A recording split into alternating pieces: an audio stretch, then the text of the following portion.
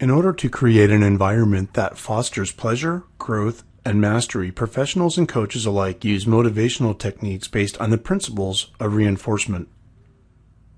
Use of reinforcement and rewards or punishments increase or decrease the likelihood of a similar response occurring in the future.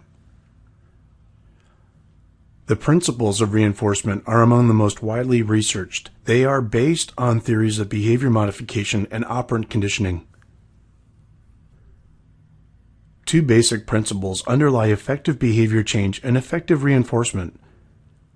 First, if doing something results in a good consequence, people will tend to repeat the behavior to receive additional positive consequences. Secondly, if something results in an unpleasant consequence to complete or finish, people will tend to try not to repeat the behavior so that they can avoid more of the negative consequences. Often the same reinforcement will affect two people differently, and people cannot always repeat the same reinforced behavior. And coaches always have to consider reinforcement and how they are valued, because there are some other competing reinforcers that fitness professionals specifically might not be aware of. So there are positive and negative reinforcement approaches. Even though coaches apply negative and positive approaches, most psychologists agree that the majority of reinforcements should have a positive approach. Although some coaches still use threats of punishment as their primary motivational tool, a positive approach is recommended for working with athletes. In fact, sports psychologists recommend using a positive approach to motivation to avoid the potential negative side effects of those times when using punishment has been contrary to the primary goal or focus. When used right, the results have a positive effect on the individual or a whole team, and this can affect the coach as well. Extrinsic rewards are rewards that people receive from others, like a coach or a leader. And intrinsic rewards are those that come from within the individual, such as that feeling of competence or taking pride in one's achievements. Leaders or coaches cannot provide intrinsic rewards, but they can create a structure in the environment to promote intrinsic motivation. If the environment is more focused on learning, effort, and improvement versus competition, outcomes, and social comparison, then participants tend to be more intrinsically motivated. Appropriate timing and frequency can ensure that rewards are effective. In the early stages of learning, continuous and immediate reinforcement is desirable. In the later stages of learning, however, intermittent reinforcement is more effective. Continuous feedback acts as a motivator and provides the learner with information about how he or she is doing, and once the skill has been mastered, the frequency of rewards can be given intermittently. Research has revealed that giving feedback after every attempt is far better for performance during practice than giving it after every other attempt. But on tests of retention given the next day without any feedback, participants with only 50% feedback performed better than those given 100% feedback. Feedback was inappropriately applied, and the learner was unable to perform effectively without this feedback.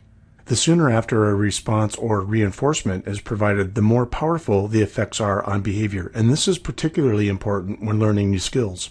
When the skill is mastered, it's less critical to provide that immediate feedback, but it's still necessary to provide feedback at one point. Coaches are charged with deciding which are the most appropriate and important behaviors and concentrating on rewarding them. Many coaches focus on rewarding the outcome of performance, like winning, but there are other behaviors that should also be rewarded.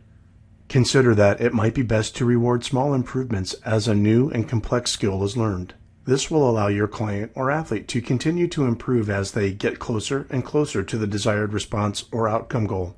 With difficult skills, shape the behavior of the learner by reinforcing close approximations of the desired behavior. Coaches should focus and reward the athlete's performance and not the performance outcome. It is especially important to use an individual's own previous level of performance as the standard for success. Those fulfilling the role of a coach or teacher must recognize effort as part of a performance, and when participants know this, there is no fear in trying. Effort, which is under one's direct control, appears to be critical to producing persistence, which is one of the most highly valued attributes in sport and exercise settings. Athletes who demonstrate good sporting behaviors, responsibility, judgment, and other signs of self-control and cooperation should be recognized and reinforced in a positive manner, because we also have a tremendous opportunity and responsibility to encourage positive emotional skills and social skills through participating in sports. It is important to provide accurate and specific feedback to your athlete or client as soon as the response is completed. Knowledge of results helps clients or people improve performance by providing specific feedback regarding the correctness or incorrectness of their response and by enhancing their motivation. Feedback must be specific and linked to performance. This shows that you care and are concerned about the learner. The two main functions of feedback are to motivate and instruct. Attempts to facilitate performance by enhancing confidence, inspiring greater effort and energy expenditure, and creating a positive mood fall under this category. But providing feedback also gives information to your client about specific behaviors that should be performed or changed, the levels of proficiency that should be achieved, and the performer's current level of proficiency in the desired skills and activities. So breaking down complex skills into their component parts creates a more effective learning environment and gives your learner or client specific information on how to perform each phase of the skill. As a motivator, 80 to 90% of reinforcement done with a client should be in positive terms. However, some coaches use punishment as a primary motivator as well. Punishment certainly can control and change negative behavior. Some coaches agree with this. Other arguments that support punishment are presented before you, and these bullets are also provided for you from your course dashboard. These counterpoint bullets before you represent criticisms of using punishment, and it's a good idea to generally be aware of these perspectives. Punishment might be necessary on occasion to eliminate some unwanted behaviors. Here are some guidelines for maximizing the effectiveness of punishment when you do use it. Essentially, when we talk about feedback and punishment and other actions from coaches, we're addressing these themes because we're really trying to work with parameters that understand our athletes better and their behaviors. At times, coaches and trainers have to work to optimize behaviors to affect performance outcomes, and behavior modification will be a significant part of your role as the coach. To get started, identify only a couple of behaviors to work with. By tracking only one or two behaviors, you can more accurately record the targeted behaviors and reinforce them more fairly. You should target social, emotional, and performance behaviors. Target the behaviors after you carefully assess the particular needs of the individuals within the program. Try to define behaviors in a way that makes them more readily observable and very easy for you to record, so things like attendance or the number of laps, for instance. Individuals need to be told specifically what types of behavior are expected so that they can modify their behaviors accordingly. Record behaviors so that you can give participants feedback. You can also use a checklist to be simple and straightforward. And remember, detailed feedback enhances motivation when it's done properly. Intrinsic motivation is rooted in one of three areas, but some can overlap, the first being knowledge, whereby our client would engage in an activity while learning, exploring, or trying to understand something new, or by sense of accomplishment, whereby our client or athlete would engage in an activity for the pleasure and satisfaction of creating something new or something challenging for them to master. The last route would be for stimulation, whereby our client or athlete would engage in an activity to experience fun, excitement, and aesthetic pleasure. But we also need to look at extrinsic motivation and where it's coming from or how it's regulated, the first being integrated regulation. And this is the most developmentally advanced form of extrinsic motivation. In this scenario, an activity is viewed as important because of a valued outcome rather than interest in the activity solely for itself.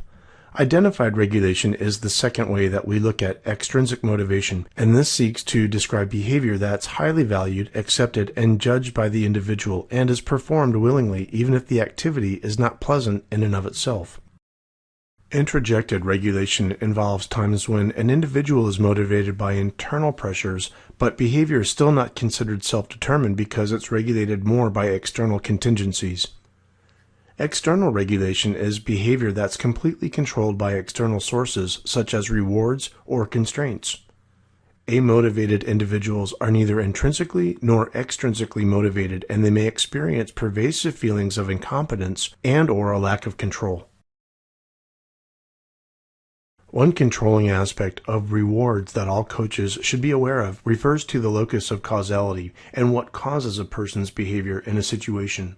People who are intrinsically motivated feel that they would do things because they want to, rather than for some external reward. When people feel controlled by a reward, for instance, I'm only playing for the money, the reason for their behavior resides outside of themselves. There are 6 controlling strategies used by coaches to control athlete behaviors, which undermines intrinsic motivation.